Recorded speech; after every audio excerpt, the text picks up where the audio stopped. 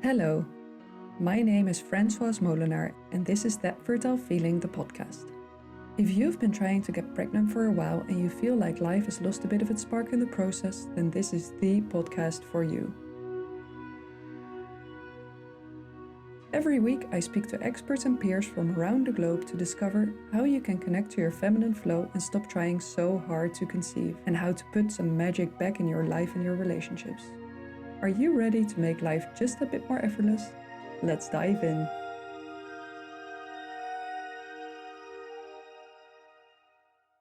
Hello and welcome to a new episode of That Fertile Feeling, the podcast. My name is Francoise and I'm here today with Nicole Costerus, who is a medium, a mentor, and an initiated priestess. I've been following Nicole for a couple of years now on Instagram, and I remember the first time I came across her work, I think was by the end of 2021. It was just after, I want to say the fall of Afghanistan, but maybe it's better to say like the troops had left. And I remember that within the spiritual community, and I hope that that's still there today, but there was a lot of grief for the women in Afghanistan and what they were facing and are still facing today. The slide into darkness, the repression, the disemancipation, is that a word? Unemancipation. Yeah. And I remember you organized a week. I can't remember what it was. Not Women of Ancient Futures, because that's your business. So this was She Who Stands for a New World. Yeah, She Who Stands for a New World. So it was a whole week with people from your network. There were free classes every day, and then all of the financial proceeds went to a fund to help the women in Afghanistan. And I thought, Yes. it was such a beautiful offering. I kept following you ever since. How much money did you raise in the end? Do you remember? Yes, we raised 11,500 euro. Wow, just with that 1 week of Yes. free classes. Yeah. Yeah, because everybody could join the free classes, but then the paid version where you would have lifetime access to all the classes was 47 euro, I think. Mm. And that money we raised to donate to the women in Afghanistan. Yeah. And yeah, exactly what you shared happened to me. I was watching the women on the news and on social media, and I would just feel so much grief. And it would touch me so deep that I started to ask around, see if there is a beautiful organization. And that's when I found Women for Afghan Women, which was a grassroots organization that felt really true for me. Yeah. And then we decided to donate the money to them. And Yeah. do you know what types of things they did with the money? What sort of work do they do? Do they still exist? I don't know if they still exist Mm. today because I was more in contact with them back then. Mm. But some of the things they would do is support women that were imprisoned because of their opinion. Mm. They would make sure in those times, they were mostly making sure that the money could actually reach them Mhm. because Taliban had like closed a lot of the borders and took control over what comes in and out of the country. And I know they were making sure that women and children had houses where they could be taken care of. Because I remember Taliban was taking away shelters. Mm. So they were closing shelters. So a lot of women that were actually in danger, Mhm. they didn't have a house. So it was quite a crisis situation back Yeah. then. So Yeah. the projects that they were supporting then was different than what they normally do. Yeah. Yeah.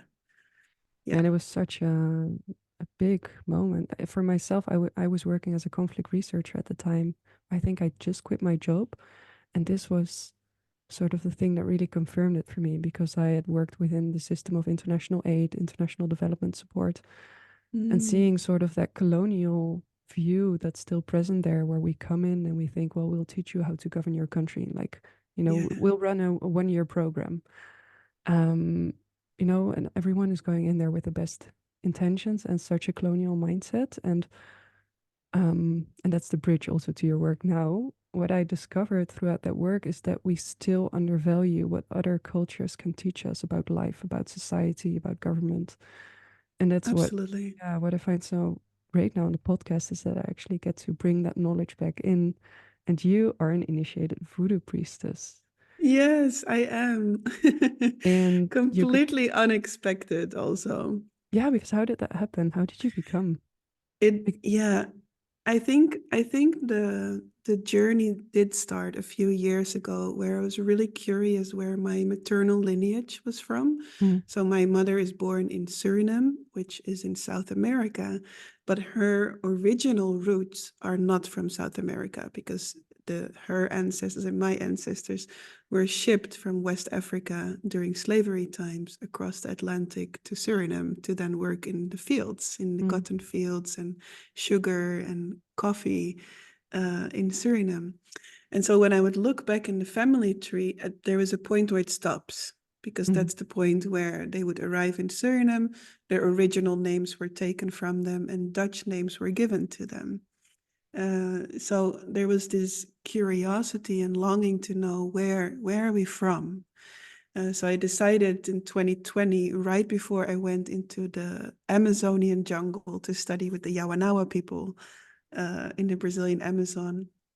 Right before that, I did a DNA test. mhm, And when I got the results, I could see that my DNA is from Nigeria, mhm, a little bit from Sierra Leone, but it was all on that West African coast. mm, So that was the first spark where I felt one day I want to travel to West Africa and just discover the land where we are from originally. mm, But it wasn't until 2022 that a friend of mine suddenly sent me a video of the Vodou festival in Benin, West mm, Africa. And when I received that video, I just felt a very strong call of I want to know more about this tradition. I want to know more about the culture. I want to know more about where we are from. Um, and then there was just this inner call of go to Google and Google Voodoo Festival. mhm, And then when I Googled that, I saw that actually like a month later, so January 2023, there was the Voodoo Festival happening in Benin. And I felt this inner call again of go there. mhm, And I thought, go there alone to West Africa. I mean, I've traveled to many places alone, India, Brazil, Mexico, but like Africa was a continent I've never been before. So it felt a bit like unknown. And I wasn't sure, is that safe to travel there? But that voice inside was so strong and said, go there. So I thought, okay, if I don't want to travel alone, maybe I could just Google group travels. So mm, I Googled group travels uh, Benin, mm. and I actually found a Dutch organization that organized a voodoo Oh, tour yeah. of 14 days to the voodoo festival in Benin. I was like, wow, I didn't even know that that existed. Mm. So I called a travel agency and they say, yes, you can join this group, but it's a group of 70 plussers. So everybody in the group was 70 years or Oh. older. And again, my mind would go like, Nicole, are you really going to travel with a group of elderly people? Mm, And then again, that voice inside said, go, sign yeah, up. yeah. So I decided to join. I joined this group with amazing people. I had a really good time with them. And we had a guide, Adam. And this guide, Adam, he took us on day 2 to the city, which is the main city for slavery trade back in slavery times of West Africa. So it's one of the biggest ports where most of the slaves from West Africa were shipped to South America. And this town is called Ouida. And Ouida is the capital of voodoo. Mm, Benin is also the cradle of voodoo. So in Benin, they are known for still having the voodoo tradition very much in the original state, so to mm, speak. And Ouida is the capital. So the Pope of Voodoo lives there. There's a lot of voodoo priestesses and priests living there. And the Voodoo Festival is also happening there. So on day 2, we go to Ouida. And the moment we drive the van into the town, mm, I just start crying. I didn't know what was happening, but I just started crying. And there was this deep recognition of something, although I didn't know what exactly. And then I met my voodoo mother, which is now my voodoo mother, but I didn't mm. know back then, which turned out to be the mother of our guide. So it was Oh. such a crazy amount of synchronicities that Yeah. brought me in connection with her.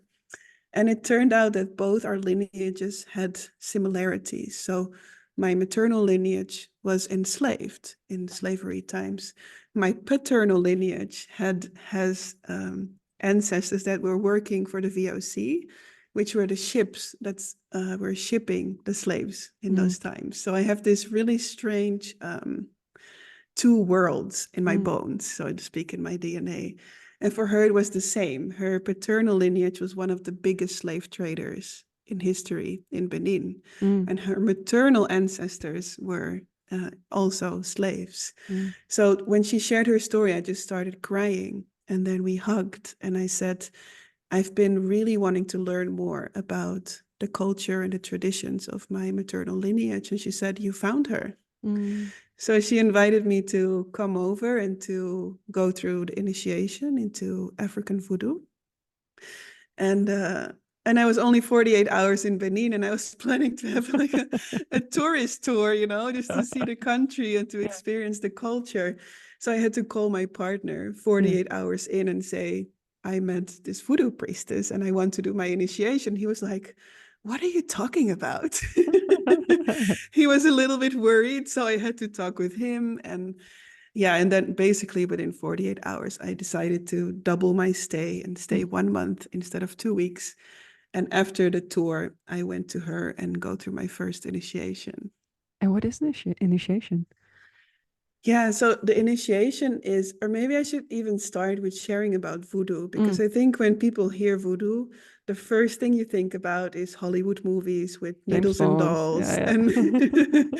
hurting people and black magic. And that's absolutely not what voodoo is. And I think that one of the things I discovered, and voodoo is maybe the most famous one where we have those ideas of black magic, but I've been studying with a variety of ancient traditions throughout my life. And one of the things they have in common, many of them have been demonized or criticized or made wrong or even forbidden.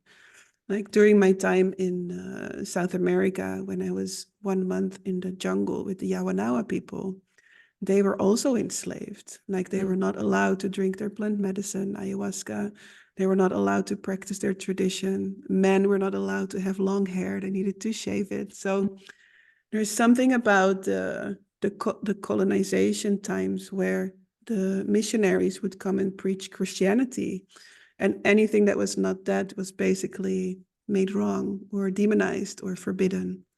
So it's the same with voodoo. Voodoo is one of the oldest ancestral traditions on the planet. It's over 6,000 years old. And so it holds a very deep connection to nature, to spirits, to the ancestors, to the nature spirits also, to plants, to dance, to songs, to prayers, invocations, spells. It's a very rich tradition in mythology, also in magic. So I got to know a tradition that for me feels very beautiful and very powerful, very connected to community and nature. And I just somewhere have this passion for clearing up all the misconceptions around indigenous traditions or traditions like voodoo. Yeah. We were just talking a little bit before I started recording about my previous job. So I also know that there is a lot of cursing that goes on in at least the religions that I was in contact with in Niger and Mali. So how do you see that within that larger voodoo? Is that part of voodoo or is that like an excess, or how would you Yeah. explain that? So inside the tradition of voodoo, it is absolutely not allowed to harm people. Mm, So there is even inside voodoo, you have a belief that is very similar to karma, that when you do harm, you will receive harm back. mm, So like the voodoo priestesses or people that practice voodoo, they like cursing or doing people harm is not part of voodoo. However, cursing does happen in these mm, countries, in these cultures, and they are from the tradition in what is in Benin called Bo. So there is a good bow and a black magic bow, and this is a tradition where they do work with black magic or cursing or harming people and things like that. mm. Yeah. I once heard it explained, I think it was by a Peruvian shaman who said cursing or healing, it all works. It's the same mechanism in a sense. So you have your energy field, and the healer or the cursor, they will look for the black spots that are there. And if you want to heal, you sort of, well, you work with that black spot to, or the maybe the dark pit of energy to Mm, close it or to clean it. But if you want to mm. harm someone, you can also work. It's the same entryway. Is that something that you recognize, or is that how it works in voodoo as well? I didn't, because the cursing is not part of the Oh yeah. voodoo tradition. I haven't been like doing a lot of studies into those directions. However, we do learn certain baths or herbs that you can use to clear or cleanse your energy. Mm, And also, like the way you're going to hear me share today will be partly from my connection with the tradition of African voodoo, hmm but I'm also a very multi-passionate woman. So that means I've studied with a wide variety of methods and mm, traditions. And so the things I that feel true for me are usually not anchored in one tradition only. mm. I just really love to study deeply with many traditions and then find my own truth inside of that. Yeah. Yeah. Um, so to come back to your question about the curses, I do believe personally that um, sometimes people go too easily into I'm being cursed. hmm And I think it's a very tricky place to make yourself a victim, either of another person or of a situation, hmm not only with cursing. I think this is for everything in our life, right? It's very easy to blame something outside of ourselves for the pain that we are going through. So I always very much believe that we hold the power inside of ourselves to heal or to uncurse or mm. to unlock the potential that we have inside or to heal the pain that we have inside. Yeah. I Yeah. think that's always the foundation from where I work from. Yeah, I love Yeah. that you're saying that. I wasn't necessarily wanting to talk to you about cursing. It just came up this way. But what I do recognize, in this work also with women who are on a fertility journey, it can be really dark, especially when there's things like pregnancy loss or just failed transfers. Yeah. And the darkness, that's what I found in my work, is the most healing place to be. Because once you can embrace that and go through that, especially when there's grief, I've also found that grief is usually an entry way into deeper layers of grief that you never able to look at before. So I can see what you're saying. Absolutely. Yeah, you can Yeah. call that a curse, or you can say, what is here for me in terms of deeper Absolutely. healing? Yeah. And I think that for me, everything in life works like that. So I'm also a medium. So in that field, I always get questions about what about entities, and things like that. And I very much believe that if you have an experience of that, that it's there to support you and to help you to become more of who you truly are. Mm, So same with curses, same with entities, same with, experiences like that. I believe that everything in our life happens to help us to come into a deeper connection with who we truly are. mm. Yeah. And I know that you are on your own fertility journey right now. You're 35 weeks pregnant, that's what you're sharing? Almost 35 from this moment of Almost. recording. Yeah. Yeah. How has your journey been? Has that been a big initiation? Big initiation. Like you mean the pregnancy or the conception? Both, yeah. The whole Yeah. the whole road.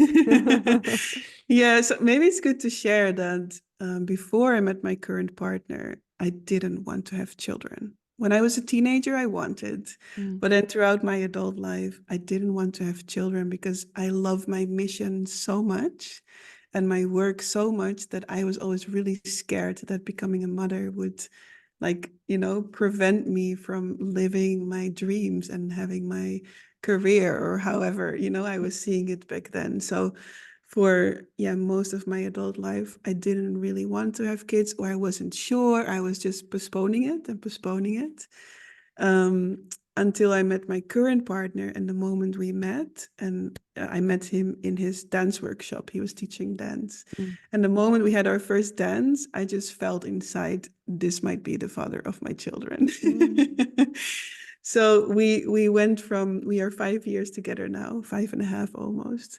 We went from a place of like this is maybe the first time that we actually feel we want to have children, to a whole preparation process of getting used to the idea of potentially becoming parents together. So that was like a good 2.5 years of our relationship, of just, yeah, really see if we can land into a clear yes for that before we start the process of conception. So we actually did that in the jungle, in the 1 month diet with the Nyjama tribe in the Brazilian Amazon. We had a 1 month ayahuasca diet, and one of our intentions was like, we need to land in a clear yes or no about wanting to have children, and we decided to do it in our own individual process, and then at the end of the diet to share what we landed in. And luckily, both of us landed into a yes, because I think it can become a really big challenge in the relationship if one is a yes and the other is a no. Yeah. So luckily, both of us, we were in a yes. But even then, we still had like another 2 years or so after that, where we're still integrating that decision. So my process was a very slow one and a very long one before I was actually ready to say physically, okay, I am now actively saying yes to this, and we are starting the process of conception. Yeah.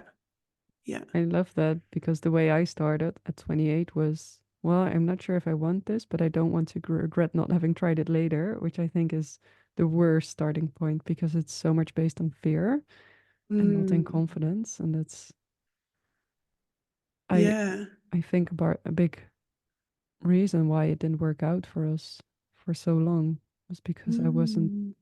approaching it with an open heart, an open mind, but really from that, yeah, that starting point of fear. Yeah. Yeah. Yeah. And then our daughter actually came to me in spirit also in the whole process before the active conception. Mm, So there was one time before I met my current partner where I had like a holiday partner, and I was late with my menstruation, and I thought that I was pregnant.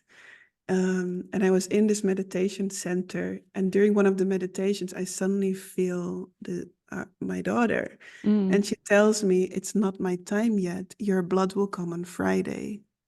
And I was like, "Okay." mm. I wasn't sure, but that Friday, my Oh yeah. menstruation indeed came. Yeah. And since then, she had these moments where she would come and visit. So one of them was in 2022 when I was in a 5-day dark retreat by myself in Mexico. And then also again, she came and she said, I would love to come in April. Mm, And so I came back, that was in February yeah. 2022 or something. And I came back, and that's when my partner and I started to actively welcome a child. Yeah. And so that April, I thought, oh, I'm pregnant, Mm, because we really felt her energy also in April, but I wasn't. yeah. And then it took like another, yeah, I think the whole process altogether was 1.5 years for us. And we didn't actively welcome a baby every month, because we Mm, went through a big emotional process in the relationship also. mm, But yeah, it took us altogether 1.5 years before we had the positive test. yeah. And was Yeah. it easy for you to stay trusting because you had that connection with that baby already, with your baby? Uh, on one hand, yes. But I think I was also along the way very much aware that if I would not be able to become pregnant, that I would not wanted to force it or anything. So Mm, I think there was always this sense of, I would also be okay if it stays the two of us, if that's what's meant to happen, you mm, know? And then I had moments where I would be like, I don't even know if I am fertile. I don't know. Maybe mm, I'm not. And then moments where I would feel really sad about that. So it was a bit of a roller coaster. mhm. But at the same time, in my core, also, yeah, trusting that whatever happens is the right thing. Yeah. Yeah. Which is so important and so difficult. Yes. Yeah. How did you Yeah. get there to that point? What helps you to stay in that trust? Um, I think what helps me a lot is to trust that when I look back in my life, all the situations that happened in my life were there to help me connect deeper to who I truly am, and even the challenging ones, Mm, right? So I think what always helps me is to look back and see all those challenges actually help me to grow so much, help me to feel more fulfilled and happy in my life. So, if this is another challenge like that, then I welcome that, mm, because I yeah, don't believe that we grow when everything is all the time going effortless and easy. yeah. It's Yeah. nice, but you stay stuck. Yeah, so I think it's a trust in life and the way it offers the lessons in Mm, each moment. yeah. Yeah, I love that you say that. Did you ever feel, because I just talked to someone else for this podcast who's doing a lot of womb work, and I thought it was very brave. She admitted that she was doing a little bit of spiritual perfectionism, or not even Mm. perfectionism. She was just feeling like, okay, if I just do all the spiritual work, this should work for me. And that was creating a lot of frustration by being not in the sort of masculine, I need to, time my conception every month, but if I do enough womb meditations and visualizations, it should work. Is that something you Ah, felt yeah. along the way? I didn't feel that version, but what I did feel is that my womb wasn't actually open Mm-hmm. to conceive until the moment we conceived. So and this is something I could very physically almost feel, that my womb was just not open Mm, for actually conceiving, although we were trying already for a year and a half. mm-hmm. I could feel just physically. I also told my partner at some point, like, I just feel my womb is not really opening for Mm. this. Yeah. And is there something you did to work with that, or is it just that's where the trust comes in and Yeah, it was wait it something out? I decided to work with, in the sense of bringing curiosity towards that, and feeling uh how do you say this in correct English? Like, there was a lot of distrust in my womb Mm-hmm. towards truly opening. So there were layers that I had to work with in myself, of distrust or fear of truly opening. I also really can see an archetype that I've been doing in my life a lot, is the strong, independent woman Mm, that can do it all by herself. And I feel that in different ways, but one of them also was my womb, mm, that there is like a shield or an armor that protects to be truly vulnerable and open, but actually is like more like hard and closed mm-hmm. and strong on the outside, uh, but actually also very, very vulnerable on the inside. So for me, it has been a really big process of surrender, finding trust again, Mm-hmm. uh, softening my body. So things like yoni massage, or practicing surrender to my partner. Um, yeah, deciding to trust more in our relationship, in our love, Mm, not needing to do everything by myself, but also really, allowing him to lead. Those were things that really helped me towards truly allowing my womb to open. mm. And how Yeah. did you practice surrender towards your partner? Is that what you mentioned with the allowing him to lead, or Yes. yeah? So from the moment, he's one of the first partner probably that was Mm-hmm. teaching me this from the beginning, because he's a dancer. Mm, And he teaches couple dance. So one of the things that automatically happened when we were dancing is I have to surrender to his leading in the mm-hmm. dance, because Yeah, otherwise it's a mess. yeah, yeah. So when the first time when my family met him, we were dancing in the kitchen to show them what kind of dance he works with. And their jaws were like literally dropping to the floor. They were like, wow, Nicole is following his lead. So yeah, that's something that naturally happened through his energy, through his love, through his leadership. Mm, Um, but then also there was at some point also an active decision needed for me to allow that process to continue to open and deepen mm, and unfold. yeah. Yeah. It reminds me of a practice I once did with a couple who was going in for IVF. Um, and so I work with them with dance as well.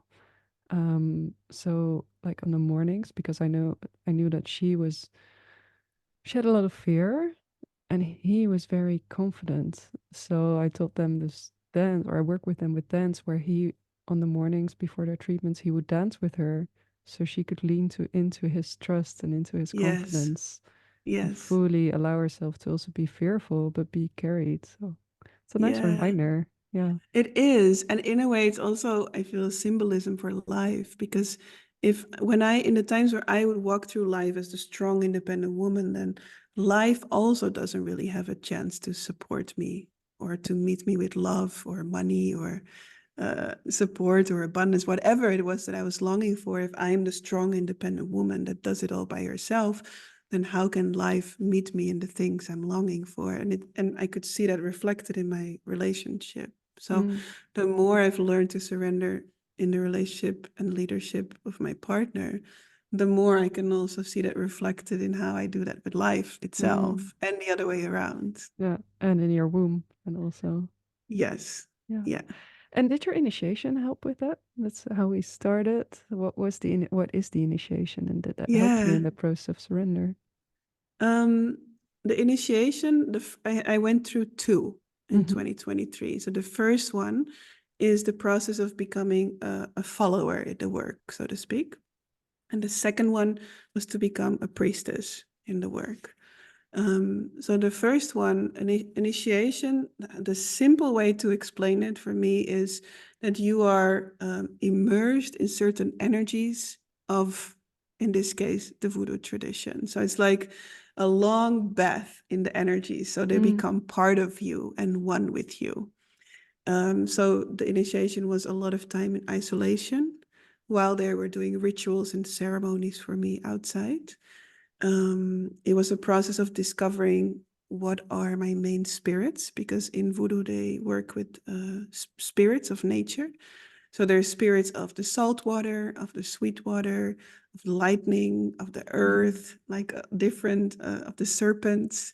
mm, So in that first initiation, they revealed that my main spirits are the serpents.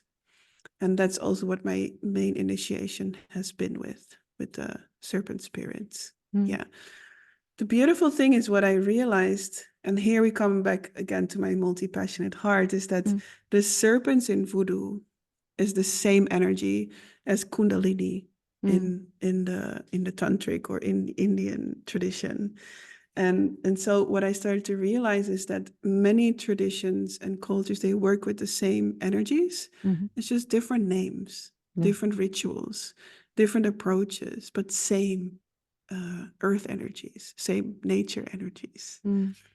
Yeah, yeah, And yeah, how did that affect you, having been sort of immersed in those spiritual baths or energetic baths? yeah, Feel that affect your system or yes, your absolutely. ability to surrender? Yeah. I don't know if it was my ability to surrender so much in this process. I think it was much more a deeper landing in my roots. Mm-hmm. So energetically in terms of my lineage, but also in my own body. So I could literally feel more landed in my physical body, like more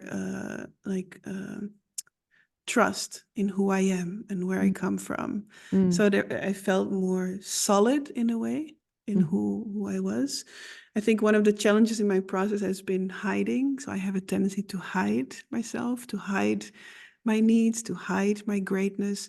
And I think the process with the initiations, but also being in connection with that land, really helped me to unhide myself. mm. Yeah, yeah. Yeah. And how does the Voodoo tradition look at fertility and fertility issues? Yeah.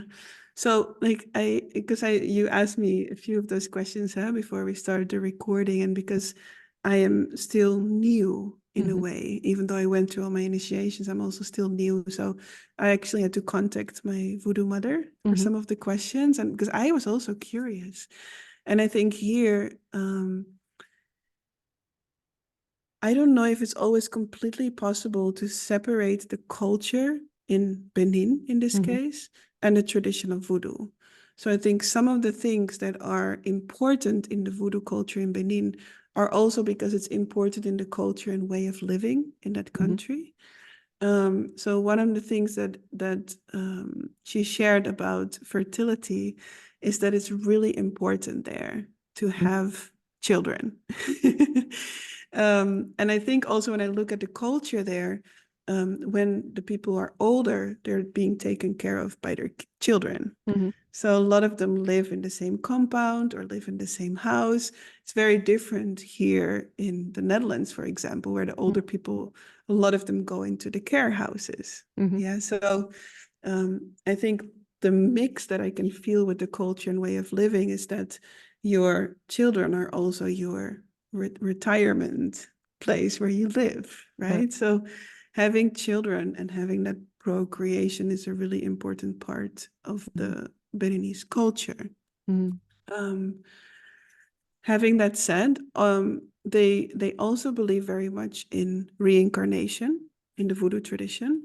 So that means they believe that it's important that the spirits have a chance to come back into this life again Mm-hmm. to continue their lesson. So this is also one of the reasons why um, having children is important in the tradition. Mm. And so with that reincarnation, there is an idea of souls coming back. Yes. Are there like, because I've talked to other people who sort of converse with spirit babies or souls and they see certain trends. Is that something that you or your spirit or your voodoo mother also sees in the souls that are now coming back to Earth? I think when I look in what I've experienced in Benin, one of the things that's really important when it comes to the soul or the spirit of the babies is that they look at the spirit that is with them or inside of them. So, like I said, there is spirits for the salt water, for the sweet water, for the lightning, for the earth. And this is one of the first things they look at when a soul is welcomed or when a pregnancy started. They consult the oracle system, which Mm-hmm. is called IFA. It's an oracle system that can basically answer all their questions and also tells them what is the best solution or the next steps to take in basically all processes that they go Mm. through. So this is also the oracle system that is consulted with a pregnancy to see what are actually the spirits that are with this baby. So Yeah. it's much more about connecting to the individual baby Yes. That's once how it's I've been there. experiencing it. Yeah. Yes. Do I think you, it's yeah. much more maybe new in the new age where Yeah. we see like, okay, what is this generation coming to bring Mm-hmm. Yeah. into our collective? So I Yeah. do resonate with that, although I didn't experience that so much specifically in Benin. And if you want to share, do you already feel like what type of spirit your daughter is? Yes. Yeah. So, yeah, the beautiful thing is that the second time when I had my priestess initiation, I was already pregnant with her. Mm. So this was also very special because that means while I was being initiated, she received her first ceremonies Mm. already while she was inside of my womb. So we know that she also has the serpent spirits and earth and lightning. So she has Lightning. thunder and lightning. Yes, fire. Yeah. That's what it means, fire? Yeah. Yes. Yeah. Yeah. So there's different names for the spirits. Like it depends on the tradition. So in the Fon tradition in Benin, they have different names for the spirits than in Yoruba Mm-hmm. or in. So for example, because you asked me something, maybe we go to that soon about Mami Wata, Mm-hmm. the mermaid spirit. Yeah. And Mami Wata is called in Yoruba Yemanja. Mm-hmm. And then so like there's different traditions that have different names for the same spirits. Yeah. Yeah, that's right. I asked you about if there's a key goddess for fertility in voodoo. So Yes. is that Mami Wata? Absolutely. Yeah. Yes. Yeah. Or well, sorry, what's the other name you said? Yemanja. Yemanja. Yeah. Yeah, yeah. Because the reason is because of the slavery times when the slaves were shipped across the Atlantic to different other countries, Mm-hmm. voodoo wavered out in different other traditions. So in Brazil there is candomblé. In Mm. Suriname there is Winti. Mm-hmm. In Colombia or Cuba there is Santeria. So the voodoo wavered out across the Atlantics into many different other traditions Yeah. where they started also to give different names or different rituals or different interpretations of the voodoo tradition. Yeah. Yeah. But from what I used to live in Latin America for a long time, so I recognize that in every one of these religions there is that sea goddess, right? Is that the Mami Wata that we're talking about? Yes, Yeah. yes. And so what does she do when it comes to fertility? Is it like, would you call upon her in ritual if you want to get pregnant? How can you sort of activate her Yeah. support?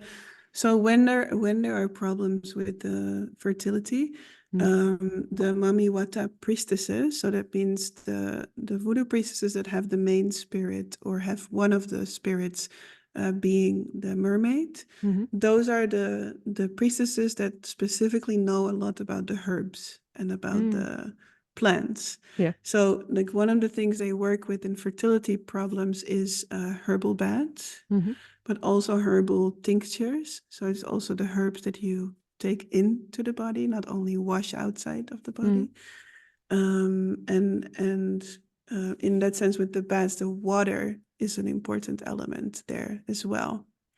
So it's these are the things like prayers, songs, ritual baths, plant medicine, not psychedelic plants. I don't work with psychedelic mm. plants, but the medicine of the herbs and the plants is what they work with. Yeah. Um, and water for me feels very much connected to sort of the feminine flow. Yes. Is it about Yeah. getting the feminine flow moving again? Yeah, it could be about the feminine flow, but also here they would consult the IFA, the oracle system, Mm-hmm, to see what is the specific reason why this woman is not getting pregnant now. mm-hmm, And then the oracle system answers, because the oracle is almost like the translator of all the spirits. mm, So they communicate with all the spirits through the oracle system. And then if then they are called upon Mami Wata specifically mm. and work with the herbs and the plants Oh, yeah. that come from that. And so when you say oracle, I just immediately say oracle cards, but I'm guessing maybe that's not how they work with oracle. No, no. So the Ifa, this is a ritual that I received in my first initiation. Mm-hmm, It's a also very old system, and the babalao or the person that is handling the system is mm-hmm, always a man. So mm, it's not allowed for women uh, to be the babalao. Maybe this will change at some point. This mm. is also moments where I feel a bit rebellious, you know. But these men, they study usually from childhood on, and they learn it from their father or from their uncle. And they have to study for 15 or 20 years to learn all the symbols of this oracle system, Mm, which is a mix of shells, stones, little objects, and almost like a plate or a board with kind of a chalk or sand on it. mhm, Um, and they also do consultations with kind of necklaces that they throw. And the way they land represents a message or an answer. So the first ceremony I did is to identify my voodoo identity. mhm, And voodoo identity is like, you could say like astrology or human design. mhm, But this astrology form has 256 identities. And one of the 256 was my identity, and they revealed that in that first ceremony. And this is also why I had to come again and do my priestess initiation, because I had one of the uh, signs that included many, many, many of the spirits. mhm, So they said, this, you are not just a follower of the tradition, you are meant to be a priestess. mm. And this is why I decided to continue the studies, because of what the oracle revealed. Yeah. Yeah. Okay, so they really work with all of those symbols and stones Yes. to get a reading in a sense. In a sense, Yeah, yes. yeah, Yeah. But it's not a reading like a medium that would mm, use her psychic senses. yeah, It's in that sense much more practical, because certain symbols just have this meaning. yeah. Yeah. And when it comes to fertility, are there like common themes? So they would read then with the oracle what is going on with this in specific case, but are there general themes or yeah, things that they see when it comes to fertility? Yeah, so this can be different things. Maybe sometimes there is something with the ancestors that still needs to be resolved. Sometimes maybe it's the soul of the baby that needs something before it's ready to come. Mm, I do think that what I experience in the voodoo tradition in Benin, that it's more black and white mhm, than, for example, the Western New Age culture. I mhm, think is much more open-minded and can see things from many different angles. I think in Benin it's much more black and white. I think they also much more believe in things like punishment and things like that, mhm, where I personally don't resonate with that part so much. mhm, So I don't believe that the spirit will punish us. mhm. I believe that when something doesn't flow the way we want it to flow, that there's something to look at, Yeah, to zoom into so we can learn from it. yeah, That feels for me, so it's maybe a bit more softer perspective that I have than they have there. So that's a bit more black and white, yeah. so to speak. And when it comes to certain, this isn't a question I asked you before, but when it comes to certain physical conditions, so what I see a lot in the women I work with is things like PCOS or endometriosis. So there's a lot of, nowadays, I've read the studies and we see that there's an increase also in women dealing with these symptoms or with these issues. Is that something that can be explained from a voodoo perspective? Why we see, I yeah. don't know if I can explain it from a voodoo perspective. I think Mm-hmm. a lot of the uh, illnesses or symptoms or diseases that we have, or that we have names for here, Mm-hmm. they don't really have a name for it there. So I remember sometimes also sharing about the deeper meaning of my physical symptoms, and it felt a little bit foreign almost there. Mm-hmm. So I think I would much more approach that from my background with the journey from Brandon Base. Mm-hmm. That's a method that I've been studying with, and that I'm a therapist also in, where they very much believe that physical illnesses or symptoms are a reflection of something emotional or energetically happening inside the body. For example, I've had asthma since I'm a little girl. Mm-hmm. And what I found, my asthma is often connected to old grief or sadness. Mm-hmm. It can be connected to not taking enough space or not breathing enough of life, daring to breathe enough of life in, Yeah, things like that. So I very much believe that our physical symptoms are a reflection of an emotional or an energetic process that we are invited to look deeper into. yeah. And it doesn't have to, I think the tricky part is that I think many people then go into that from a place of, I need to fix this now. I Mm-hmm. need to get rid of this. And I don't think that that's the way. I think it's much more a collaboration where you can listen and start to work together and Yeah, see, what can I learn from this teacher? How can I yeah, become more of who I truly am with yeah, this teacher as my guide? yeah.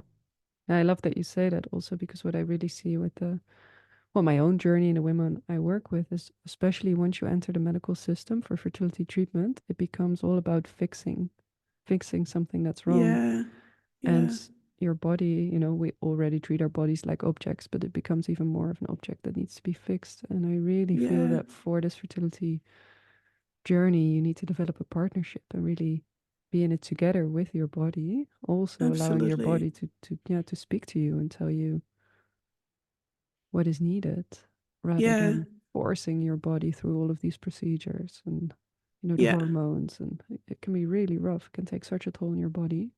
yeah.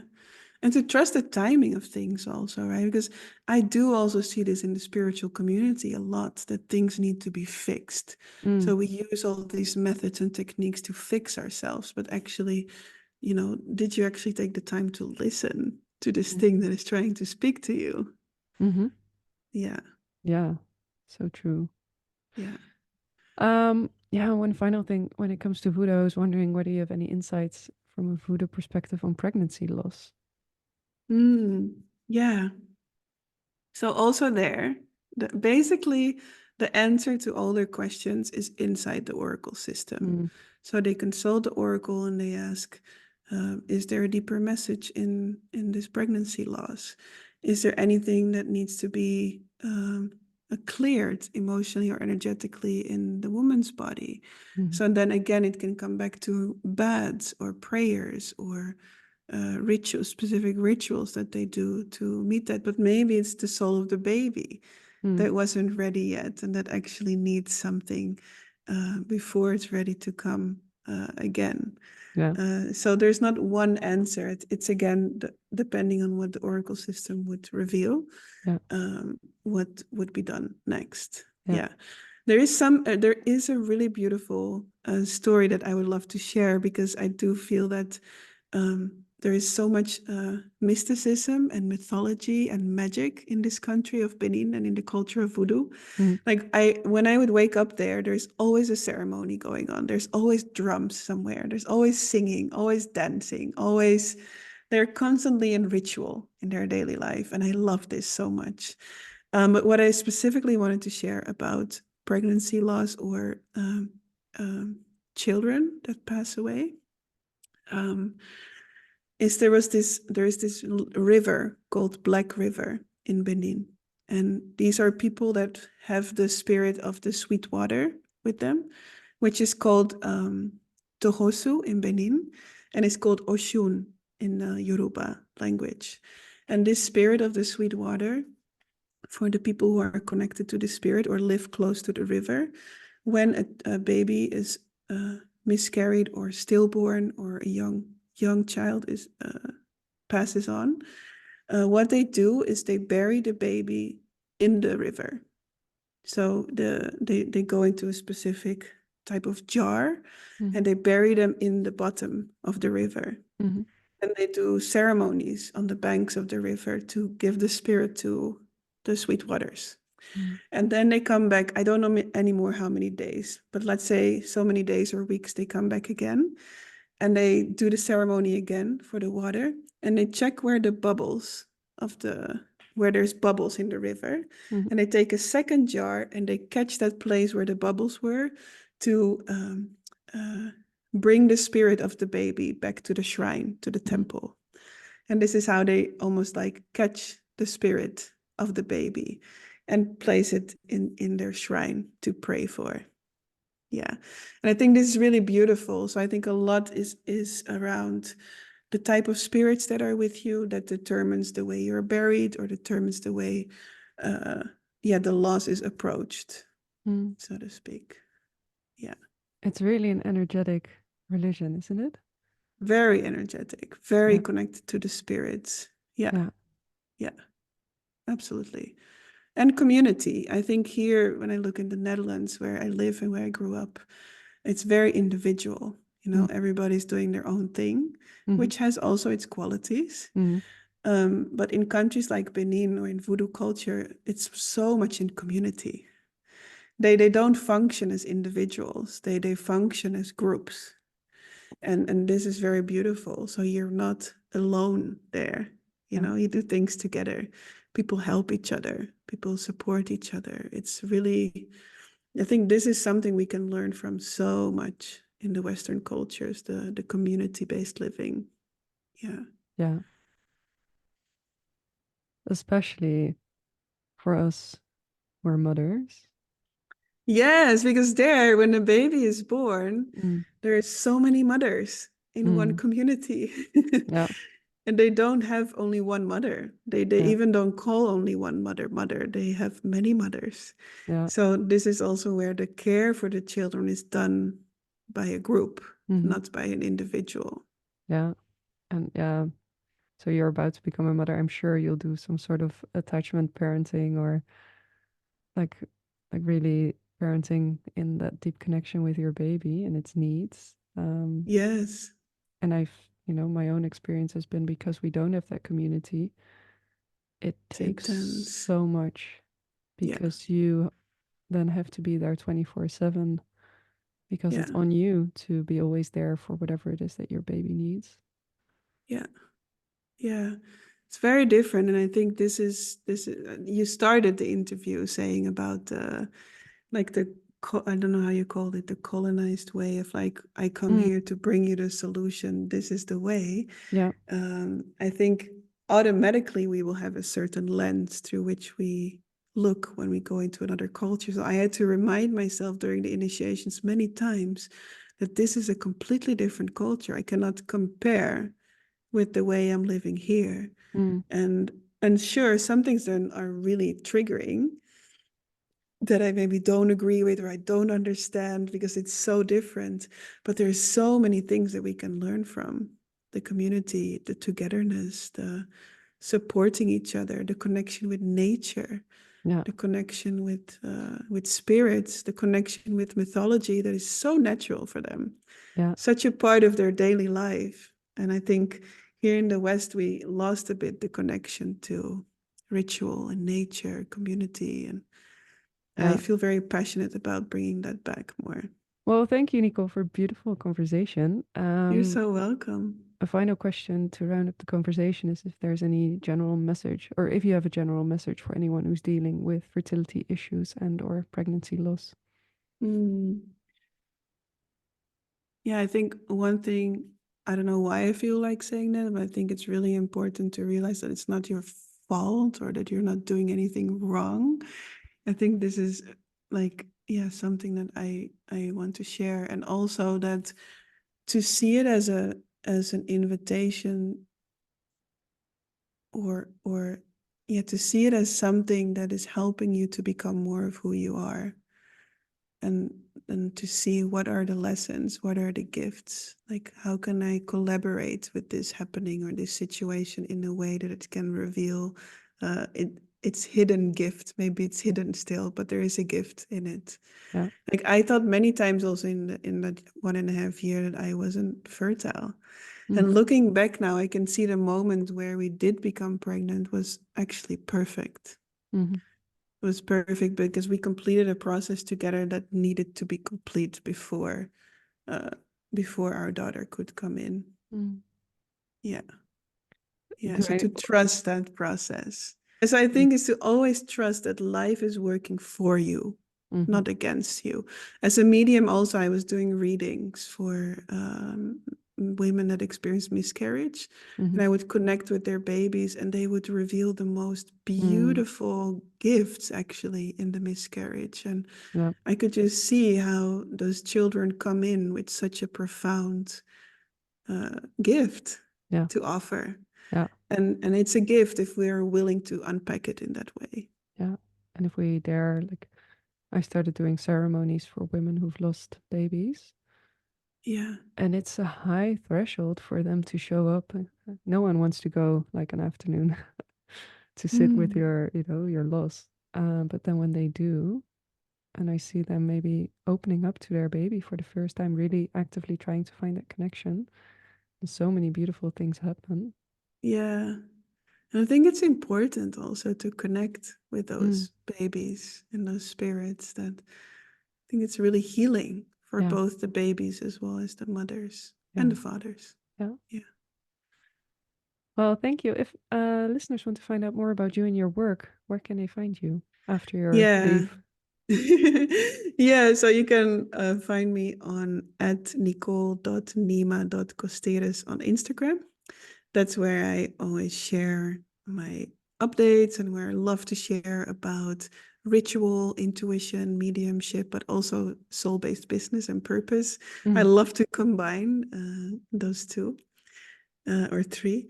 And then on my website, womenofancientfutures.com is Mm. also where you can see upcoming events or programs and things like that.